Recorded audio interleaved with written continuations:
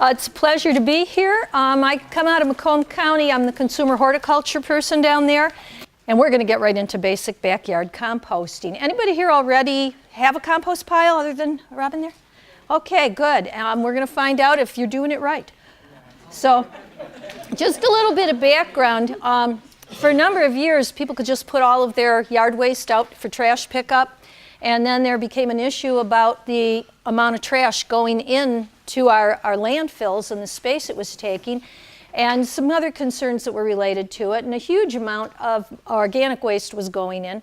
So they did make some changes in laws, and pretty soon, no yard waste in your landfill. Now that has changed again. If you have diseased yard waste, okay, that has disease, that can be landfilled now. That can go to the landfill. Otherwise, it should go into compost pickup or compost bins. But there's been a number of things. It is recoverable, and any type of organic matter, which would include like newspaper and paper plates and a lot of materials that are still being tossed into the trash, can be composted. So anyhow, the design of the modern landfills doesn't really allow the nutrients and the materials that are in our waste to get back into our soils. So that creates a real issue because you need organic matter, you need those nutrients. It's part of a natural cycle, and when you lock that up in a landfill, you have some real issues. So we had concerns about the loss of the organic matter in our soils, the loss of some of the nutrients. So there was some legislation passed that restricted the dumping of your yard waste.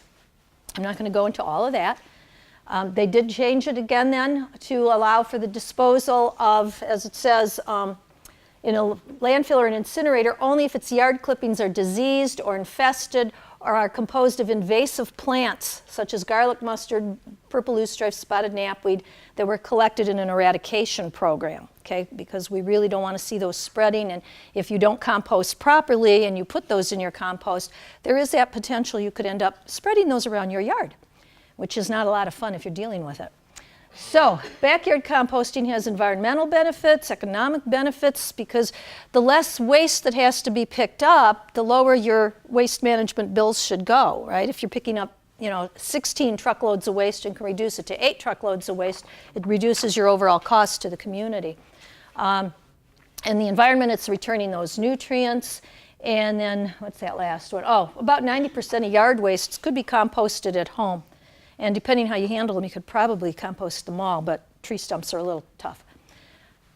Some of the other benefits you get, it's hard because I can't quite focus on the little one and I can't see what's behind me, so I apologize if I keep kind of turning.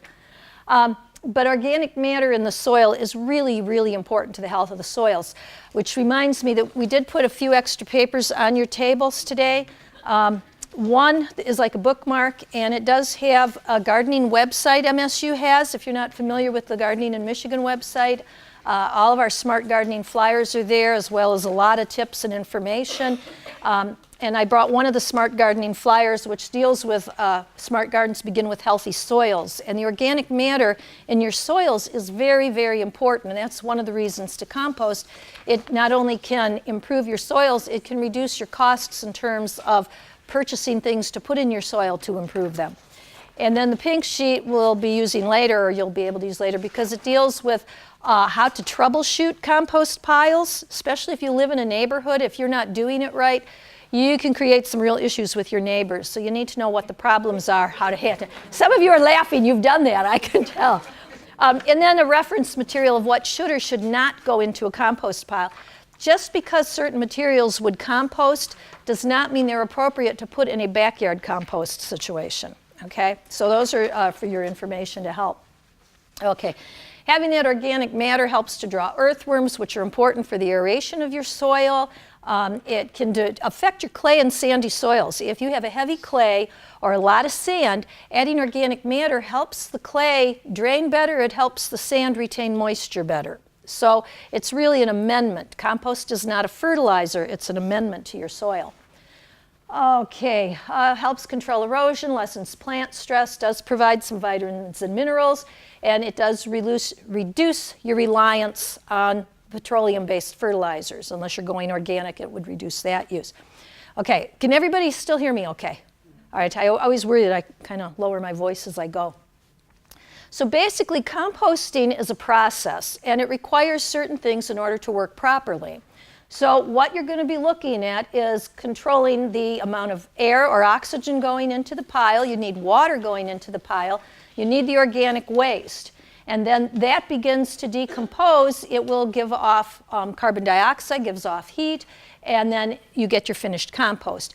And the reason you get finished compost is because there are microorganisms that are actually breaking down that matter. And those are really the important part of the pile, and the small microorganisms do most of your decomposition. Okay? And there's another way of looking at it. Microorganisms, water, air, and your yard waste, and you get humus or your finished compost, carbon dioxide, heat, and water. All right, now, technically, we are looking at what would be considered hot composting, where you're going to manage the pile. Cold composting is where you take it out and just throw it in the pile and you leave it go. That's considered cold composting. Nature's doing its own thing. The finished compost is going to be at the bottom of that pile. Hot composting is when you're actually getting in there and managing it, and you are rapidly increasing the rate at which decomposition occurs. So you get that compost much quicker than if you're just throwing stuff on a pile and letting nature take its course.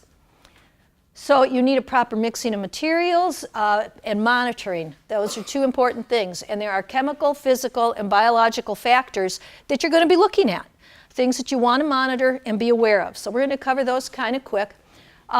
Carbon and nitrogen, those are the two big things that are incorporated into your yard waste that are necessary to be in proper balance in order to break down without odor issues. Okay? So these are in balance. Carbon is kind of brown. I think we'll be talking about that. They provide energy and building materials for cells. Brown and dry. Leaves, sawdust, things that are high in carbon, wood chips, bark. You can take your shredded papers, corrugated cardboard. You do not use the glossy paper, okay? There's other things in the gloss. But in your standard everyday newspaper, in those dull, like comics where it's colored, those are still soy-based inks. So the soy-based inks are not an issue, so you can use those. You can shred up cardboard, nothing that's been waxed or treated, but anything like that that's high in carbon, that would be your brown source. Then nitrogen is important for cell growth and function, so these are needed. And usually when you first start a garden and you're looking to get green leafy growth, you're going to want nitrogen in your fertilizer, and you need that in your piles. And because that's what it does, it helps build those cells.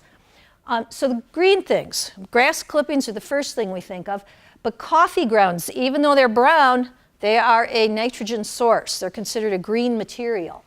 The grass clippings, manure, your vegetable scraps, those things are all going to be green sources or high nitrogen.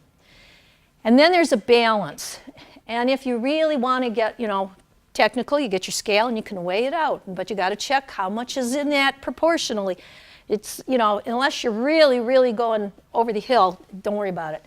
Go by volume, 2 parts brown to 1 part green. If the green material is a very wet, sloppy thing, you may want to go 3 parts of brown to 1 part, okay? So 2 or 3 parts of a brown carbon source, like your leaves, dried leaves, newspaper that's shredded, that's going to be the bulk of what you put in there. And then for every 2 or 3 parts of that, 1 part of the green stuff. And it makes a good balance, okay? You're going to get what you need for the cells to work. Then you have to have oxygen. It's very important. If you have finely shredded material, or say your grass clippings, has anybody ever done that? Had a big pile of grass clippings and they go back a week later, open it up, and you get this reeking odor? Okay, that is because you've got tiny particles packed close together, keeping the moisture in, and there's no airflow. And it will go into what's called anaerobic decomposition. And those microorganisms give off methane and volatile gases, different things that really stink and make your neighbors very unhappy with you. So that is why you need to aerate the pile.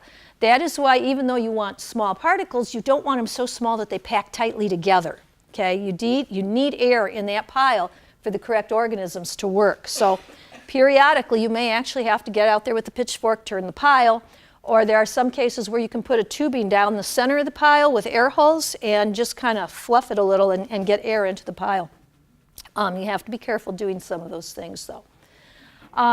The nutrients. You don't really have to add anything to a compost pile in terms of nutrients, but it is not a fertilizer. It does provide you phosphorus, potassium, some of the trace minerals that are important to plant growth and development. And they're usually enough that it could reduce your lawn fertilization by 1 application per year. So there is some fertilizing effect. The big thing is it's the organic matter that really is giving a good area for your roots to grow and develop in. It's not a fertilizer, it's a soil amendment. Okay? Now, pH is always important in your soils. Most of your flowers and vegetables like a 6.5 pH, and very few people have a nice, perfect 6.5. There's a range, they still do well, but most plants do the best slightly below that neutral zone. In the pH of a compost pile, it kind of moves up and down depending on what's in it, but by the time it's finished, it tends to be a little bit on the basic side, about 7.5 to 8.5. In the manner in which you use it, it should not have any major effect on your soils, okay? If you're trying to grow only in compost, then you might have a concern. All right, moisture, that's the other thing. If the pile dries out, it's not going to decompose properly. So if you have really large chunks and pieces in there and big open space, you're more likely to create a nesting area for rodents than a good decomposition in your pile. So you want to have it so that it's nice particle sizes, that there's air, but there's enough moisture that if you grabbed a handful and squeezed, it'd be kind of like squeezing a sponge you've already wrung out. You can get a couple of drops of water, but you're not going to find it really wet. You do not want wet, sloppy compost. That, again, will go into anaerobic or smelly decomposition. Neighbors will not be happy. Particle size will affect that. So the smaller the particle sizes, the faster they break down, okay? Because you have more surface area around those particles. You can kind of picture that. If you got a great big leaf and you can only work from that outer edge, well, it's going to take a while to break it down to the center. But if you chop it up into 35 pieces, you've got small ones, and now all of those are being decomposed more rapidly. So that contributes to how quickly your pile will decompose, is how small the particles are. But too small, and then you end up with compaction, they settle too tightly, and then moisture is held too much, and then you end up with problems. So it's just kind of learning, you know, you experiment a little. You don't want anything as fine as a whole big pile of green grass clippings stuck together, but you don't want just the whole big chunking weed. If you can chop them a little, it helps with the breakdown. And then temperature. A compost pile will actually rise in temperature and then begin to drop. And that's important because of the manner in which these microorganisms act, and we'll talk about that in a second. But there are stages that they go through, and I think I have them on here. So the first day, you're organizing your pile, and we'll talk a little about the organization of it. But you get your 2 parts brown, 1 part green, mix that up, get it in there. And everything starts out air temperature. But then as the organisms within that pile begin to decompose, they generate heat, and the temperature stage is going to go up. And that kind of shows you at the top of a compost thermometer. And this is basically what a compost thermometer looks like. It's very, very long because you want to get the temperature in the center of the pile. And you want to get that temperature up to about 140 degrees. And as long as it gets up to 140 and maintains it, when it begins to drop, then you turn the pile and try to get that temperature to rise. By getting that heat up, that's how you manage to kill seeds and certain materials that you don't want to continue. You want to kill them. And that's the trick, is getting your compost temperature up. And that helps prevent problems. Things you do have to be careful of in terms of getting your pile up. If you throw your tomatoes in there or your melons in there and you don't get those temperatures up, there's a real good chance that when you use that compost, you may find little tomato plants and melon plants all over your yard. Okay? Some seeds are a little more difficult to control. And we'll talk a little more about what to put in the pile, but there are just some things you want to be careful with. Make sure you do get the temperature up. So you keep doing this, and once you get to a point where it's really not rising in temperature, it's kind of at the point where you're just going to let it sit and finish decomposing. Okay? And you can repeat that turning process several times before it hits to the point, and then you want it to drop. Anytime you find that the pile's getting too dry, you want to water it and incorporate in it. Anytime you see it looks like it's packing too tight, you want to poke it and aerate it, okay? Okay, and then at the end, after most of it's decayed, you can kind of just let it cure. It's just kind of like letting it sit, make sure it's pretty well set. Some people will leave it cure through the winter and use it in the spring, because by spring, if there is anything still alive, you might see it coming up in the compost pile, and you can turn it in real quick, kill it off. But that can take a while, depends on how well you've actually taken it to that point.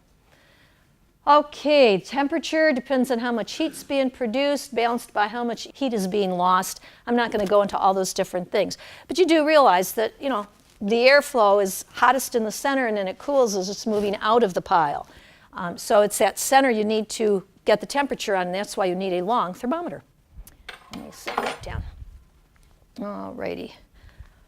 These are the little guys that do most of your decomposition. These are the different microorganisms. Psychrophilic organisms can actually function all the way down to 0 degrees.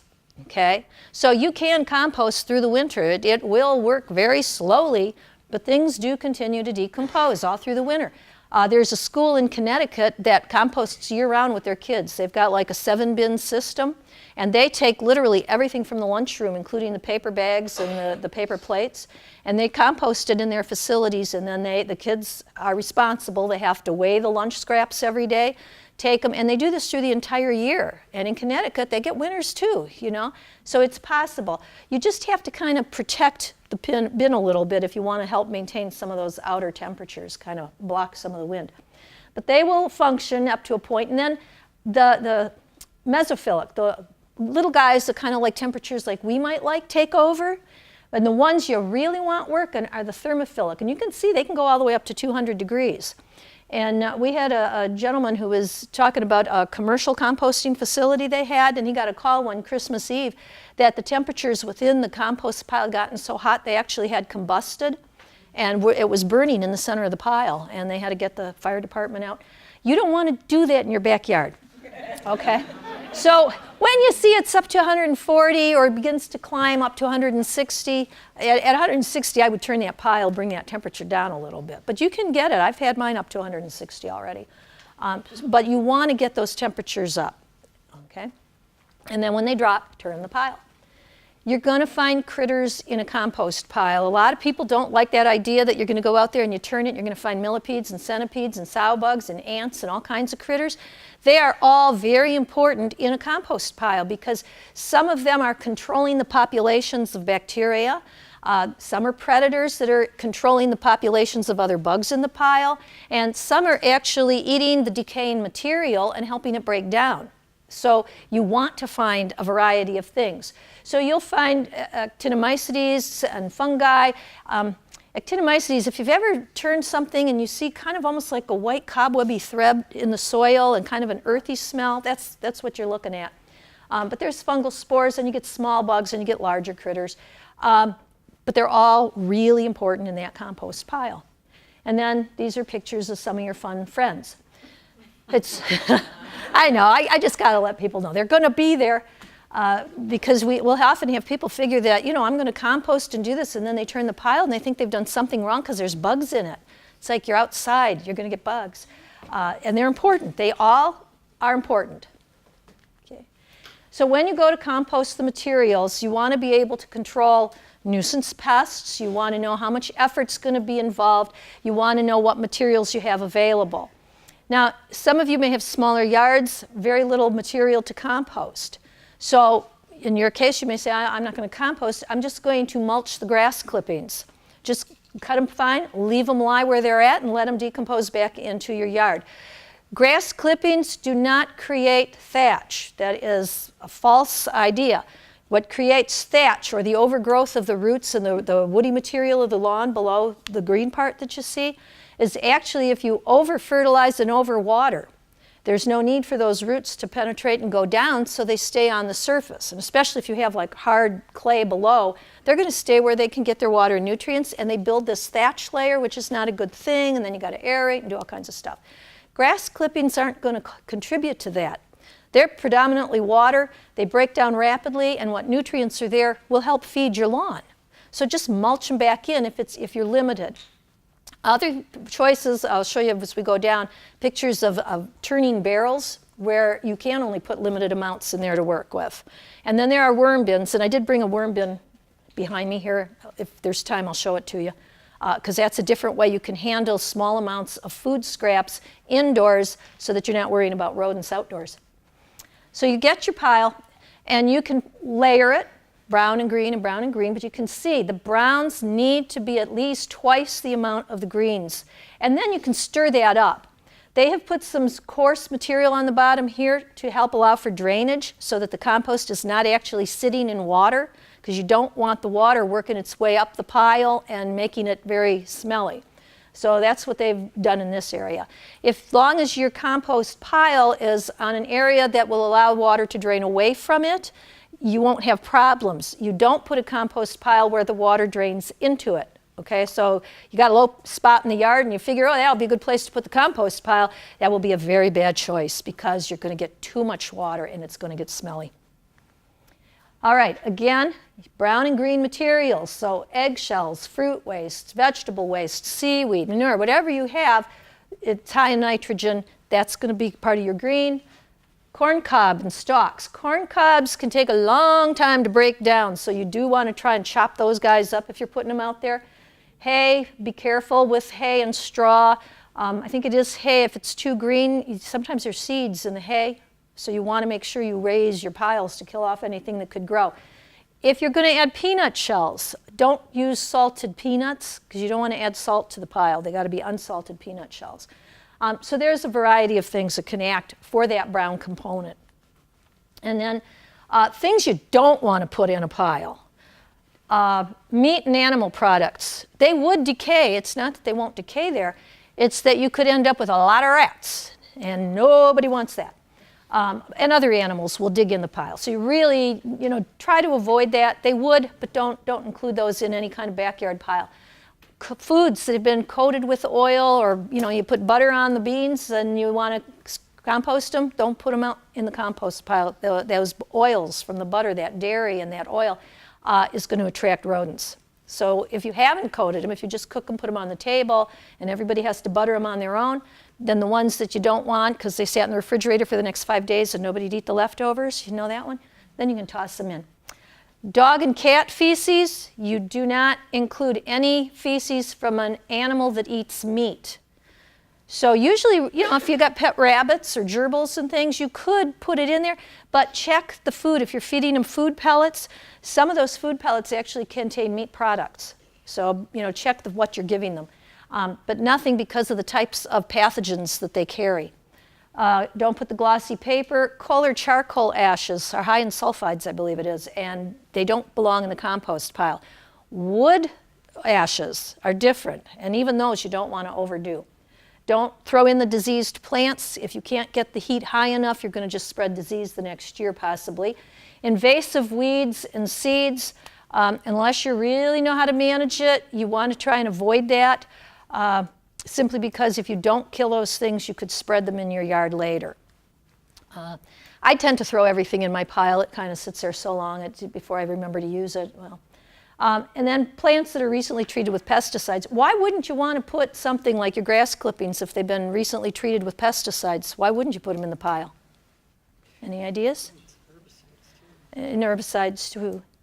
They will break down, but the thing is, it's organisms and bugs in the pile, and depending on the pesticide, you could kill them, and then they aren't going to decompose your materials. You've killed the bugs that are doing it, and the microorganisms. So be careful about long-lived chemicals, things that have been treated. You do all read the label on your packages of anything you use, right? Okay, I'm going to check. How many have read the label on the antibacterial wipes, like for chlorine for cleaning tables? You've all read that package? Oh, God. How many of you still use those or do use those? Anybody?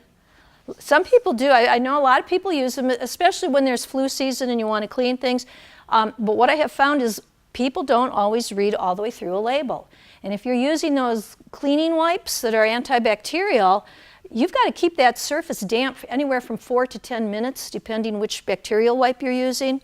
You've got to read the package in order to know exactly what it's doing. And a lot of them carry warnings that you can't just use it on like the kitchen table and the kitchen counters and then go back to cooking your food because of the residues. You have to go back and re-wipe that all down. with clean, potable water. And most people don't read directions. Same thing with your pesticides, your fertilizers, your herbicides. Read the directions and follow them. You have no idea how much damage we as homeowners can do to our environment because we just watch the commercial on TV or, never bothered to do a soil test, so we're just throwing all kinds of fertilizer out there the plants can't use, and then it ends up in your water, and that has issues. So be aware of what you're using, how long it lasts. It'll tell you usually how long something will break down in the environment, and you can follow those directions. Okay, things that often people will tell you you got to add to the pile. Really you don't. Inoculants or microorganisms, if your pile is outdoors on the ground, they're already there. They just work their way into the pile. Okay? And if you have a bin, say, that's up in the air and you're throwing things in, you take a shovel full of dirt, throw it in with it. Always make sure you've picked up some dirt to put in with those scraps because that gives you the microorganisms you need. Okay? Activators are simply nitrogen sources. So let's say it's autumn and all you have are autumn leaves and you really do want them to break down. You're not trying to save them and hoard them till spring to use. Then you might need to throw in something with a high nitrogen source where you might buy an activator. Okay? But most of the time you're not going to bother with that.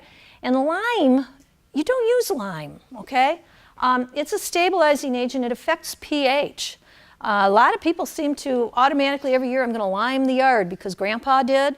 Make sure you've done a soil test and find out what your pH is because you may actually be causing yourself some problems by raising your pH too much. Now, getting those bins going. This is fun. Check for local ordinances. Over the last few years, many communities have found people are trying to go back to natural living. We're going to start taking care of our own yard waste. We're going to do this.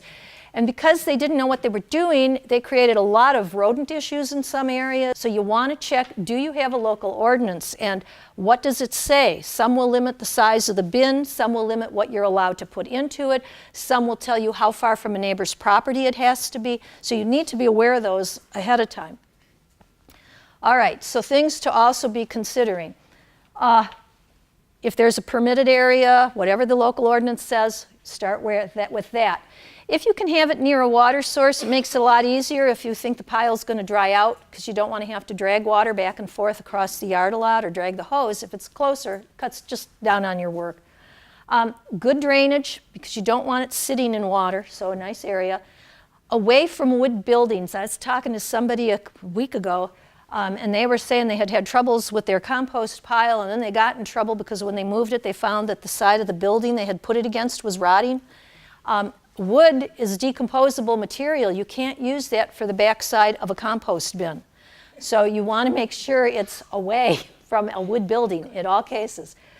If you can get it near the final destination, so you've got a garden here and you're going to put a vegetable garden there, so you can put the compost bin maybe between your flower garden and your vegetable garden, get the least amount of work. Plan ahead. You don't want it sitting in the wind or just in hot sun. Sometimes you don't have a big choice depending on how your yard is set up, so you might want to have a cover, something to shade it, something you can do. But you don't want to dry the pile out too quickly. That's why it's out of the wind. And if it's in hot sun all day long, it's going to dry the pile as well. We have demonstration bins at the Mount Clemens Farmers Market, and the only place they gave us to put it was in the center of the parking lot on a lifted cement, I don't know what you call it, but the big riser, so you park around it, and they had a little spot to sit there. So they said, oh good, put your compost bins here. So it's full sun, big wind, and because the farmers give us so much of the produce they're not selling, if the tomatoes weren't good or the melons weren't, we get huge amounts of moisture, and it doesn't really dry the pile out because there's so much water in that. And as weird as it is, when we go in there to open that pile, even though it's on this big cement slab, we've got tons of worms, we've got all kinds of little critters. They find a way. So just be aware of where you set it. One thing you do have to be careful is putting them under trees, because you can get roots that will decide to go right up into your compost pile, and then you go to turn it and you're fighting roots and things. So you may want to consider something down there that would help prevent the roots from coming up and still allow drainage. We had some old bricks and pavers, and I just put those as a nice little pad. There's moisture, it can get through, but I have a lot less trouble now with tree roots from a nearby tree. Accessible to materials, just to make it easier on you. Out of sight. This is optional. It all depends on what your compost bin looks like and what your neighbors are going to say.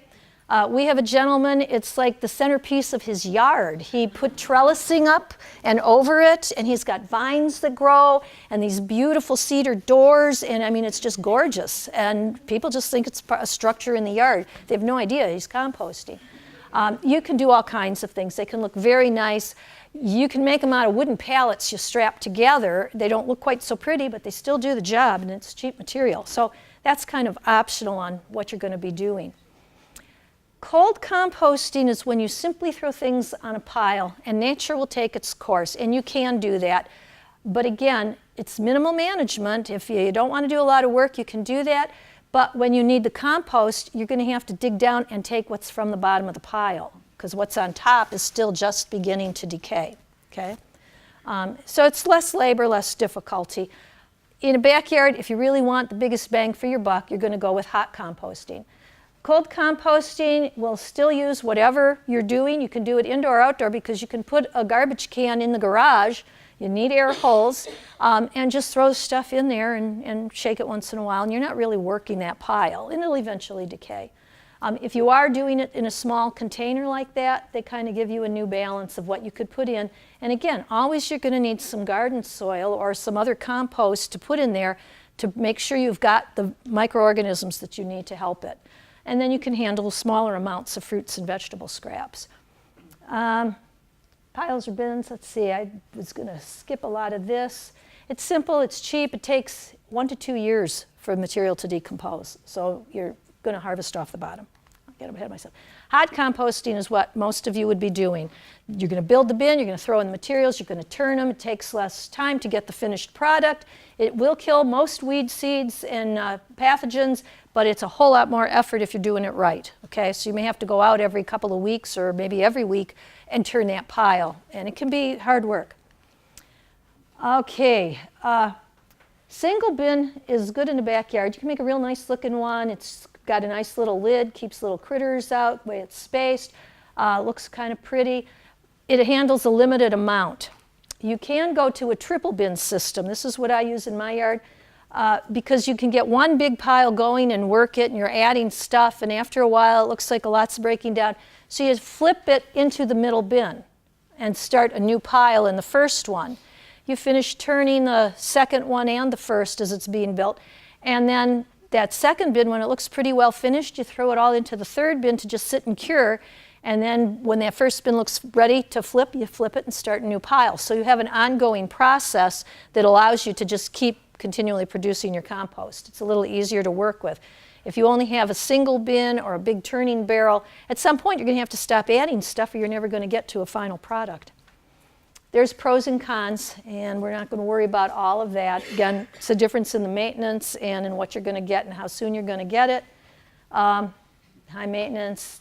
Sometimes it is harder to retain those high temperatures depending what's in the pile. There, you never worry about it because it's just sitting and nature's doing its own thing. Pile size. If you are doing a bin and you want to get it to heat up, it can be no smaller than 3 cubic feet and no larger than 5 cubic feet. Most of the local ordinances I've read limit you to about 4 cubic feet per bin. And most will limit you to either 2 or 3 bins in a yard if you have an ordinance. If you're cold composting, there's no real regulations on that one. You can do what you want. You can make your bins out of almost anything. Let's see what we have. Chicken wire rolled up. Sometimes that's nice, something where you can just roll it and secure it together, because then when it's time to turn the pile, you unroll it, reset it here, and then throw everything back in, and you've flipped it.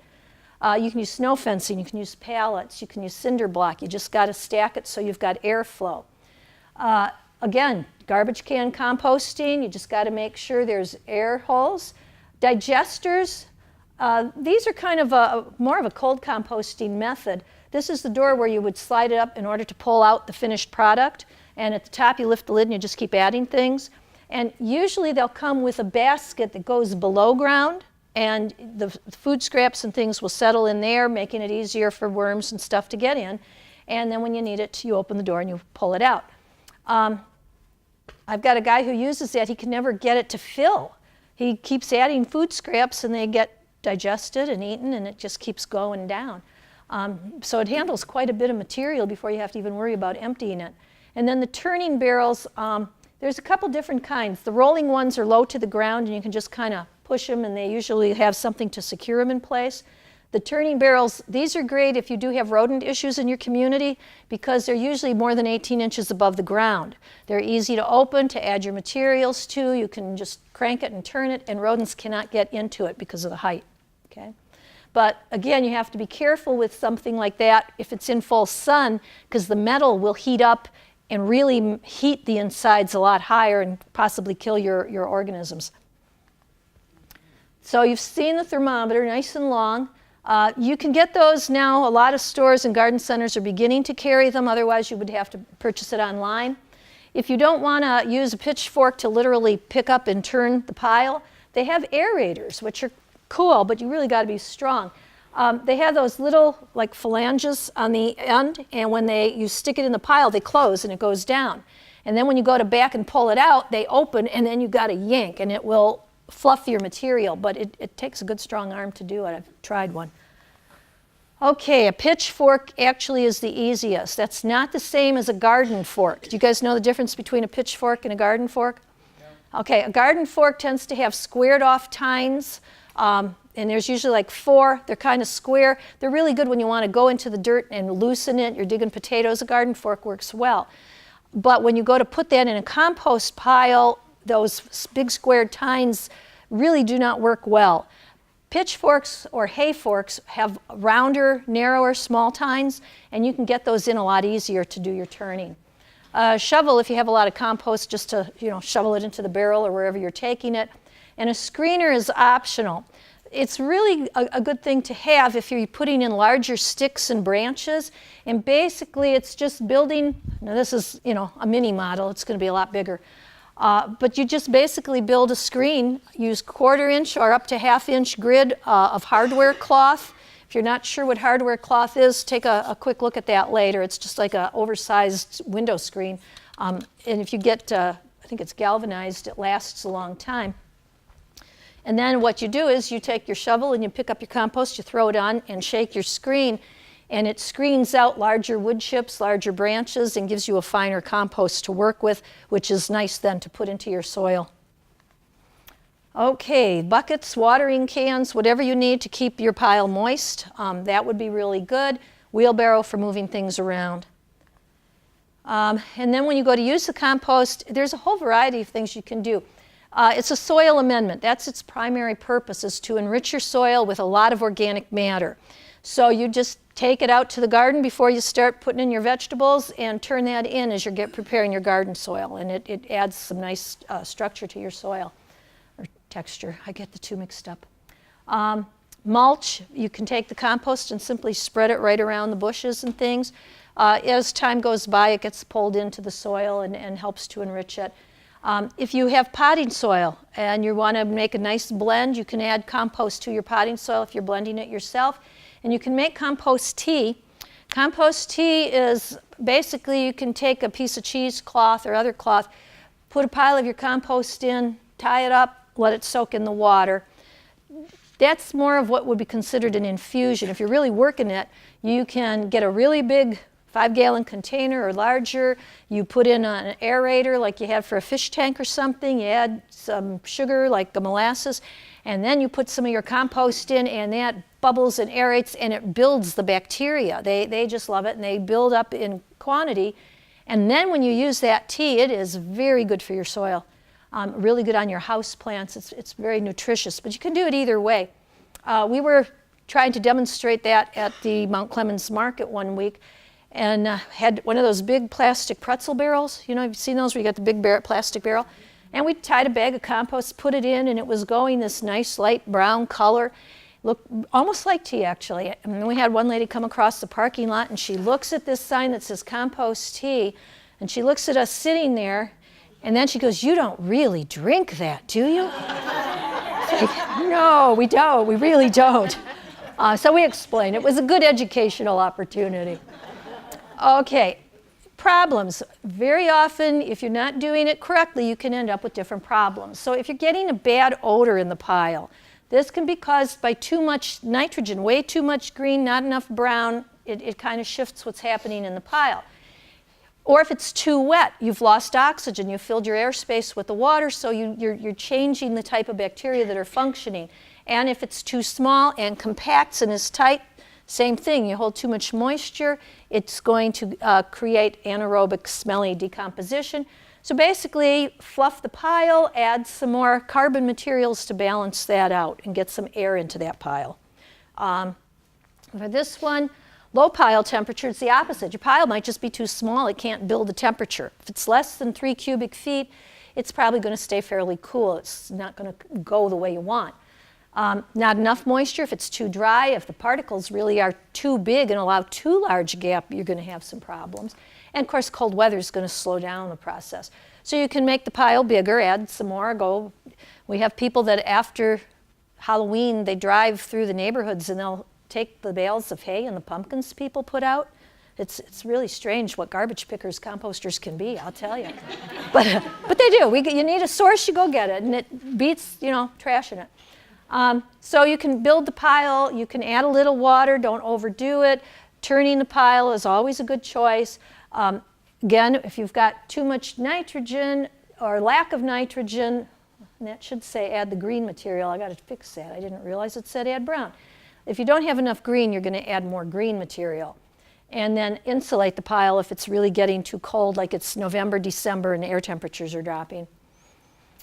High pile temperature, that can be because it's way too big and there's not enough ventilation and it's just really beginning to cook inside. So you need to make it smaller. And again, turning the pile, aerating those piles really helps for a number of problems. So you want to take care of that. Pest control. This is the biggest concern in neighborhoods, and especially if you're in larger city areas, older neighborhoods. I know down where I lived, when they started doing some construction on, I think it was one of the expressways, they found out that they must have had rats living in some of those sewer areas, and boy, they came out, and then they were in the neighborhoods, and that was an issue when they were finding food sources.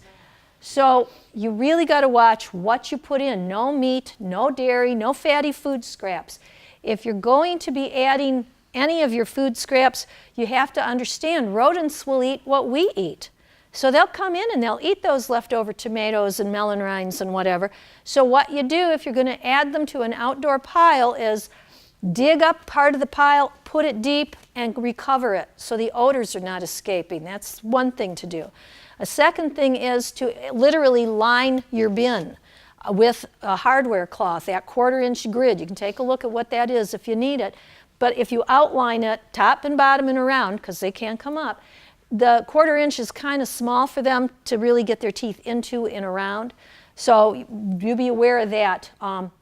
What you do, you want to try and reduce those risks. So build the animal proof. Cover with sawdust or soil, something to cut down the odor so they don't recognize that it's there. Another option is if you only have small amounts and you have a garden, go out and dig a hole down about 12 inches and throw your stuff in and cover it good, but make sure it's down. And then turning your pile regularly does not make it a nice little nesting spot. So compost happens. This is great stuff, and I think